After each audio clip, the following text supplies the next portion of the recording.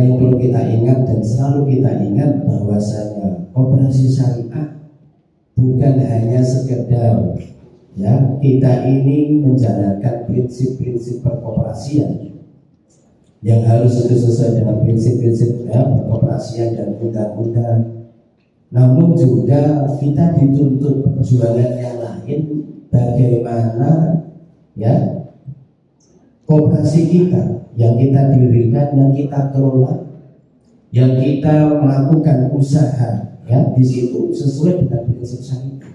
Assalamualaikum warahmatullahi wabarakatuh. Tidak berani, masih tetap punya rekening di tempat riba. Wa iyyazubillah. Rezeki kita sudah dijamin, ikhwafillah. Rezeki kita tidak pernah tertukar. Maka segera tutup rekening kita yang ada di tempat riba. Karena 1 detik ke depan kita tidak ada yang tahu apakah kita masih hidup, apakah kita masih bernyawa, apakah kita masih sempat untuk bertobat kepada Allah. Ikhwafillah, jangan uang yang sedikit menjadi penyesalan tiada akhir.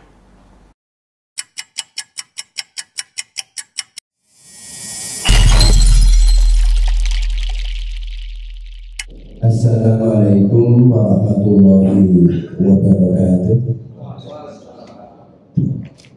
Alhamdulillah wa kafa, wassalatu wassalamu ala habibina al-mustafa wa ala alihi wa ashabihi wa man ittaba bi hudahu wa iqtafa.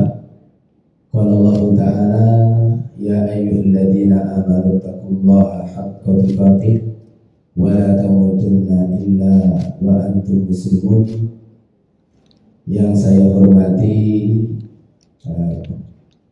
perwakilan dari Kementerian Koperasi dan UMKM Bapak Nasrul Zakian, yang saya hormati Dewan Pembina Aksindo, yang saya hormati Dewan Pengawas Aksindo, yang saya hormati pengurus Aksindo bersama dengan jajarannya, yang saya hormati tamu undangan terkhusus adalah Ustaz Abu Muhammad atau AMJK, yang saya hormati sesepuh kita, orang tua kita, yaitu pembina Poldapi Ustaz Yusuf Osman Baisa, yang beliau adalah sudah bahasanya itu adalah pendekar ya dalam dunia pendidikan dan dakwah ya di Nusantara ini, insyaallah.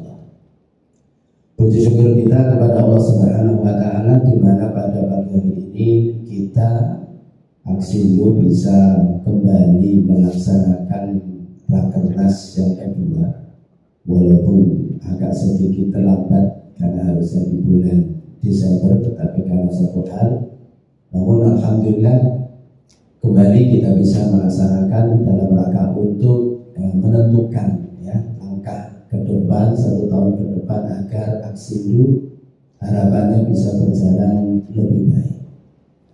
Shalawat dan salam semoga selalu terlimpahkan kepada qudwah kita, suri tauladan kita, yaitu Nabi Muhammad Sallallahu Alaihi Wasallam. Mohon maaf, saya mewakili dari Dewan Syariah, ya, Dewan Pengawas Syariah Aksindo, yang qadarullah ya dari Dewan ya, dari ketua kemudian anggota yang lain berhalangan tidak bisa hadir, maka saya alhamdulillah bisa hadir dan mewakili dari Dewan Pengawas Syariah. Ingin sedikit menyampaikan sebagai pengingat diri bagi kita semuanya yang sekarang kita alhamdulillah sebagai pejuang penggerak dari ekonomi syariah dalam bidang perkoperasian. Maka yang perlu kita ingat dan selalu kita ingat bahwasanya koperasi syariah bukan hanya sekedar ya kita ini menjalankan prinsip-prinsip perkoperasian yang harus itu sesuai dengan prinsip-prinsip ya, perkoperasian dan undang-undang, namun juga kita dituntut perjuangan yang lain, bagaimana ya koperasi kita yang kita dirikan, yang kita kelola, yang kita melakukan usaha ya di situ sesuai dengan prinsip syariah. Dan alhamdulillah secara umum perkembangan dari yang namanya perkoperasian syariah ini ya, cukup besar, sehingga alhamdulillah juga Kementerian Koperasi, ya Kementerian Koperasi dan UMKM juga sudah minta fatwa kepada DSN, Dewan Syariah Nasional MUI, sehingga kemudian sudah keluar fatwa DSN nomor 141 tahun 2021 kemarin. Yang ini adalah tentu menjadi sebuah angin segar bahwasanya perkoperasian syariah ya sudah, MUI kita sudah memberikan fatwa. Jadi memberikan fatwa.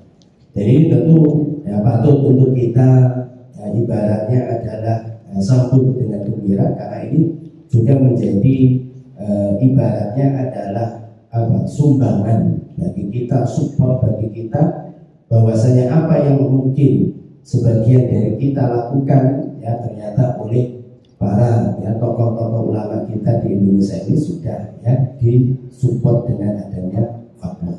Jadi ini adalah sebuah keberkahan tersendiri.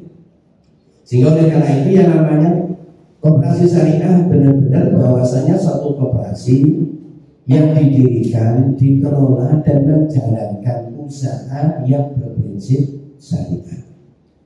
Jangan hanya asal namanya, tapi benar-benar ini adalah didirikan, ya dikelola dan melakukan usaha berprinsip syariah. Di mana yang namanya di antara prinsip syariat itu bahwasanya namanya syariat itu selalu datang membawa kemaslahatan dan jauh dari kemudaratan. Berarti kalau kita berprinsip dengan koperasi datang memberikan sebuah solusi ya di dalam masyarakat kita, dalam masalah ekonomi harus membawa kemaslahatan, bukan justru membawa madarat. Maka tidak dibenarkan ya bagaimana kita ini yang menjunjung tinggi prinsip syariat tapi justru koperasinya adalah justru tidak amanah. Berarti justru adalah tidak membawa masalah, bahkan madarat. Prinsip Islam itu datang membawa keadilan. Berarti menunjukkan bahwa koperasi kita benar-benar harus dikelola dengan amanah agar bisa memberikan hasil yang adil ya kepada setiap orang yang berkontribusi. Sehingga ini adalah penting harus kita tegakkan. Begitu pula di dalam masalah transaksi akad harus benar-benar adalah sesuai dengan prinsip syariat. Jangan sampai kita ya pada zaman yang sudah seperti ini kita tidak peduli dengan prinsip-prinsip transaksi akad syariah. Ya, karena apa? Karena Rasulullah SAW di dalam sebuah hadis sahihnya, Rasulullah SAW yang menyampaikan sebuah nasihat kepada kita, sayati 'alan nasi zaman la yubali al-mar'u bima akhadha al-mal amin halalin amin haram. Jadi akan datang kepada manusia itu satu zaman di mana orang itu nggak peduli dari mana dia dapat harta itu, apakah dari cara yang halal ataukah cari yang haram. Orientasi mereka itu hanya orientasi bagaimana dapat banyak, tapi tidak sesuai dengan prinsip syariat. Tidak peduli halal dan haram. Dan ini jangan sampai terjadi. Sehingga kalau kita ini menjunjung tinggi prinsip syariat, kita namanya koperasi syariat, itu pertanggungjawabannya bukan hanya dunia, tapi adalah pertanggungjawaban juga tentang akhirat kita. Sehingga kalau kita menjalankan benar-benar prinsip berkooperasi bermuamalah duniawi kita ini dengan prinsip syariat, tentu keberkahannya juga bukan hanya keberkahan dunia, tapi juga adalah keberkahan akhirat. Sehingga kalau Rasulullah SAW, Allah Subhanahu Wa Taala dalam surat Al-A'raf ayat 96 itu, Allah Subhanahu Wa Taala berfirman, A'udzubillahi minasyaitonirrajim, walau anna ahlal qura amanu wattaqau la fatahna 'alaihim barakatin minas sama'i wal ardh. Jadi andai kata penduduk satu negeri itu beriman dan bertakwa, maka niscaya janji Allah, ya pakai kata kalau dalam bahasa Arab itu la fatahna, ya pakai lam taukid, ya. Jadi benar-benar janji Allah, benar-benar kami akan membukakan pintu keberkahan dari langit dan bumi. Langitnya menurunkan berkah, buminya menurunkan berkah. Syaratnya apa? Iman dan takwa. Berarti di sini kalau kita ini bergerak dalam dunia muamalah, berarti yang paling pertama harus iman dan takwa itu siapa? Ya pengurusnya. Jangan sampai ya justru pengurusnya itu adalah orang-orang yang tidak amanah, tidak kompeten. Ya, itu jangan sampai. Karena apa? Karena awal dari keberkahannya kalau kita ini adalah amanah. Amanah itu akan lahir diantaranya adalah karena iman kita. Sehingga kalau dikatakan oleh Rasulullah SAW itu la imana liman la amanah. Tidak ada keimanan bagi orang yang tidak ada amanah. Kalau orang muslim itu harus dituntut amanah, ya, bukan khianat. Itu tuntutan. Kalau Anda ngaku beriman itu harus amanah, ya. Berarti kalau nggak amanah itu berarti imannya itu lagi kabur, ya. Jadi lagi kabur atau lagi mungkin adalah berkelana kemana gitu, ya. Karena dalam suatu hadis itu kan diriwayatkan kalau seseorang itu yang melakukan dosa maka imannya itu ditarik oleh Allah ke atas, ya, ditarik ke atas. Sehingga apa? Sehingga ketika dia itu melakukan dosa itu benar-benar ketika itu imannya lagi pergi. Sehingga ketika dia ini selesai melakukan dosa, imannya balik. Sehingga muncullah penyesalan, ya, merasa bersalah, ya, sebagai itu. Sehingga para Rasulullah kata, la yazni zani fi la yazni wa huwa mu'min. Tidaklah seorang berzina itu berzina ketika dia berzina itu dalam kondisi iman. Itu tidak mungkin. Jadi kalau orang benar-benar dalam hatinya ada iman, tidak mungkin zina, tidak mungkin nyuri, tidak mungkin korupsi. Tapi ketika lagi korupsi, lagi zina, lagi yang lainnya itu, berarti imannya itu lagi melancong. Ya, masalahnya itu kalau imannya turun di atasnya kena badai, gitu kan, hilang berarti kan nggak balik. Ya, jadi kalau nggak balik kan berarti sudah hilang imannya sama sekali. Ya di sini, masyaallah muslimin rahimakumullah, bahwasanya kita ya dengan koperasi syariah itu tidak hanya sekedar kita dituntut bagaimana menjalankan prinsip koperasi, tapi juga harus menjalankan prinsip syariah. Agar apa harapannya? Keberkahan yang kita ingin dapatkan, keberkahan di dunianya, ya, keberkahan di akhiratnya. Bagaimana kalau Rasulullah SAW beliau menjelaskan kepada kita, memberikan yang namanya motivasi kepada kita, at-tajirus sadukul amin ma'an nabiyyin wasiddiqin wasyuhada. Ya, itu diajarkan apa? Ya karena tadi prinsip-prinsip syariat yang dibawa. Jadi seorang pedagang yang dia itu jujur, dia itu amanah, maka akan dikumpulkan bersama Allah. Nanti ya dikumpulkan oleh Allah bersama para nabi, para orang-orang yang siddiqin, yaitu Abu Bakar, wasyuhada, dan orang-orang yang mati syahid. Ini kan mulia. Jadi profesi Anda itu sebenarnya profesi yang mulia selagi Anda itu iringi dengan amanah. Ya, dengan amanah. Maka prinsip amanah inilah yang harus kita pegang kuat-kuat. Makanya dalam prinsip Islam itu, dalam Al-Quran itu, bahwasanya kalau kita mencari seorang pekerja, pegawai, yang dibutuhkan itu sebenarnya cuma dua. Yang pertama kompetensi, yang kedua itu adalah amanah.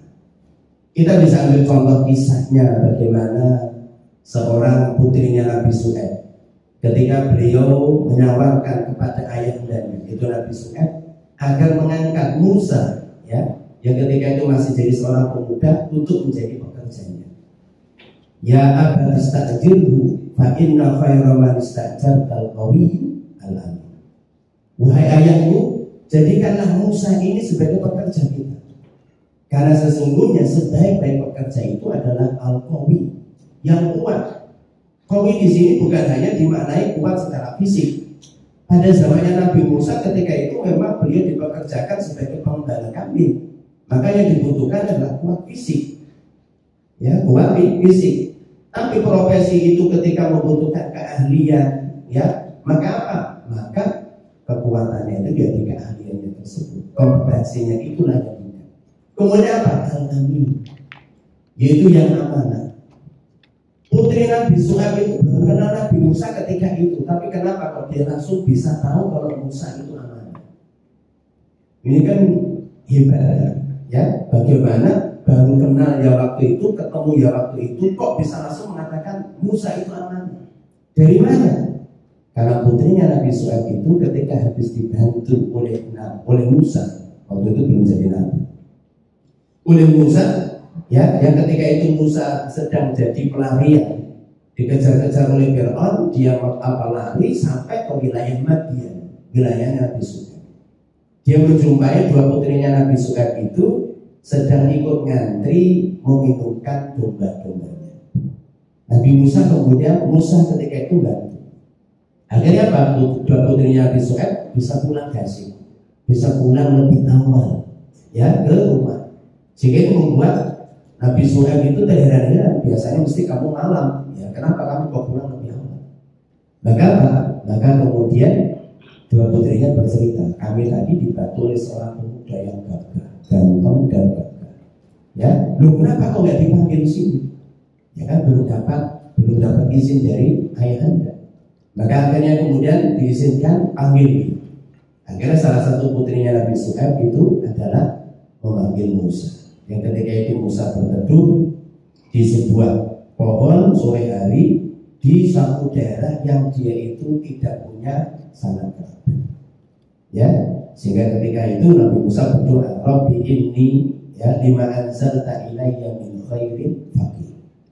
Ya, dia berdoa dalam kondisi sangat butuh, dia berdoa, ya Allah, wahai Tuhanku, sesungguhnya aku sangat butuh dengan apa yang akan Engkau turunkan berupa kebaikan untukku. Maksudnya Pak, itu salah satu ada berdoa. Kalau ada berdoa itu nggak perlu detail-detail. Jadi Nabi Musa itu sudah minta semuanya itu. Nabi Musa nggak punya yang namanya rumah tumpangan gitu ya untuk nginep ya. Kebaikan yang Allah akan turunkan yaitu dia. Nabi Musa butuh pasangan hidup, yaitu yang dimaksud oleh Nabi Musa. Kalau kita ini kan kadang kalau minta itu kan semuanya detail-detail gitu. Ya, jadi kasih itu ya, rezeki yang banyak, jadi kan itu yang berkah berupa mobil ini. Apa mesti kalau Anda dikasih mobil itu baik bagi Anda? Belum tentu. Dikasih mobil tapi habis tabrakan jangan mati. Ya, kan innalillahi wa inna ilaihi raji'un. Maka mintalah rezeki yang berkah, apapun bentuknya. Kenapa? Yang baik bagi kita belum tentu yang sesuai kita minta. Itu yang diminta oleh Nabi Musa. Maka kemudian datanglah putri Nabi Syuaib tersebut, datang meminta kepada Musa supaya menghadap kepada Nabi Syuaib. Selama di perjalanan tersebut dia kan cuma berdua. Jadi cuma berdua. Apakah Nabi Musa menggoda? Musa itu menggoda padahal seorang pemuda. Tidak menggoda sama sekali, amanah ya. Ini ibaratnya kayak seperti Bapak Ibu, kayak seperti kucing disediakan ikan di depannya, orang didulit, kata orang Jawa. Ya kan itu, ya disentuh, amanah enggak kira-kira? Ini kucing amanah, kan gitu ya. Tapi kan kita nggak menyukakan Musa seperti itu enggak. Tapi Nabi Musa punya kesempatan untuk menggoda, tapi dia nggak menggoda. Maka disitulah putrinya Nabi Syuaib itu langsung tahu bahwa si Musa itu adalah amanah. Ini jadi selalu ini juga harus jadi PR dengan menjadi ketua-ketua itu bagaimana istilahnya punya resep yang untuk mengetahui bahwa saya calon karyawan Anda itu amanah itu gimana. Ya kan gitu. Ya kalau putrinya Nabi Syuaib sudah tahu, ya kan gitu. Ya ini perlu dijadikan sebuah resep yang ibaratnya aplikatif katanya Ustaz supaya sadar, kan gitu ya. Ya, jadi apa? Nah selalu ini jadi amanah ini penting. Ya, jadi amanah ini penting sehingga Pak untuk bisa turun berkah itu harus dengan amanah. Ya, harus dengan amanah. Kemudian kalau kita ini ya yang namanya sampai teledor ya di dalam menjalankan amanah ini, maka tentu itu adalah bagian dari sebuah permasalahan besar. Bukan hanya di dunia, tapi juga adalah di akhirat. Ketika kita menjalankan suatu kewajiban apapun, ketika tidak kita iringi amanah, maka pasti akan rusak. Urusan tersebut tidak akan berjalan dengan baik. Lembaga yang kita kelola tidak akan berjalan dengan baik. Operasi yang kita kelola tidak akan berjalan dengan baik. kalau tidak ada amanah. Apalagi kalau ini terkait tentang yang namanya akhirat. Kalau sampai kita tidak amanah, maka apa? Sudah jelas. Bagaimana di dalam hadis-hadis itu dijelaskan oleh yang namanya apa? Rasulullah SAW, bagaimana orang-orang yang berkhianat ya dengan suatu amanah. Dan pengkhianatan terbesar itu kan pengkhianatan pemimpin ya terhadap amanat rakyatnya. Rasulullah SAW beliau dalam sebuah hadisnya mengatakan likulli ghadirin liwa'un ala istiq. Jadi setiap yang namanya apa? Pengkhianat ya, orang yang suka mengingkari amanat itu adalah apa? Liwa'un. Dia dikasih bendera oleh Allah Subhanahu wa taala ala istihi yang dipancangkan ya, ditancapkan di atas pantatnya. Kalau Anda tahu sekarang di dalam dunia kita di Indonesia, bahwasanya kalau ada orang ditangkap itu karena OTT gitu ya, oleh KPK, maka langsung dikasih rompi oranye, tulisannya tahanan KPK. Kalau orang tidak amanah, khianat terhadap amanahnya di dunia, maka nanti di mahsyar itu oleh Allah sudah dikasih ya, yang namanya adalah bendera. Benderanya itu ditulis oleh Allah, hada ghadru fulan. Ini adalah pengkhianatannya orang ini. Ya. Jadi apa? Langsung di mana orang itu akan diketahui, oh dia khianat. Itu langsung diketahui. Kalau kita memegang suatu amanah, ya, seumpama Anda adalah ketua RT, berarti yang dilihat, ya, itu dilihat oleh satu RT, dan satu RW, satu RW, kelurahan satu kelurahan, bupati satu kabupaten, ya, gubernur satu apa provinsi, presiden satu negara. Dan jangan punya koperasi, Anda punya koperasi, berarti apa? Anda akan dilihat amanah atau tidak oleh anggota Anda itu nanti begitu, ya. Itu kalau di akhirat. Jadi luar biasa. Jadi benar-benar bahwasanya ketika kita sudah berani berjuang, ya, di dalam ranah yang namanya seperti ini, memang kita harus menguatkan diri kita. Ya, kita menguatkan diri kita bagaimana prinsip-prinsip syariat, akad-akad syariat yang akan kita gunakan di dalam berkooperasi ini benar-benar adalah sesuai dengan syariat. Ya, jadi jangan asal. Jadi jangan asal. Dan ini saya menyampaikan pesan dari Ustaz Aris Menandang sebagai ketua DPS, bahwasanya hendaknya aksi ini benar-benar segera, ya, dalam arti merapatkan barisan dalam rangka untuk mengkonsep, ya, untuk semua dari anggota-anggota, ya, koperasi Aksindo, ya, itu adalah benar-benar prinsip syariatnya dipegang kuat-kuat, akadnya yaitu adalah tegas, ya, sehingga semuanya bisa berjalan dan pengawasan akan bisa lebih mudah. Dan ini sudah disampaikan juga oleh tadi itu Bapak Sujatmiko, bahwasanya memang ini harus mau tidak mau, jangan sampai. Kenapa? Karena kita ini pegang amanah. Jadi kita pegang amanah. DPS pun dia punya amanah, ya, yaitu bagaimana mengawasi prinsip syariatnya. Ya, jadi kalau Pak Sujatmiko prinsip perkooperasiannya, maka DPS adalah juga, ya, adalah tugasnya bagaimana, ya, akad-akad yang dijalankan itu adalah benar-benar sesuai dengan prinsip syariat. Mungkin ini yang bisa saya sampaikan pada pagi hari ini. Semoga bisa menjadi ibarat perhatian bagi kita semuanya, bahwasanya kita yang punya ibaratnya tanggung jawab yang besar dengan kita terjun, ya, menjadi pejuang dalam operasi syariah ini, karena tuntutan kita bukan hanya masalah operasinya, tapi tuntutan kita juga bagaimana kita sesuai dengan prinsip syariah. Demikian yang bisa saya sampaikan. Akhirul kalam dari saya. Wassalamualaikum warahmatullahi wabarakatuh. Waalaikumsalam warahmatullahi wabarakatuh.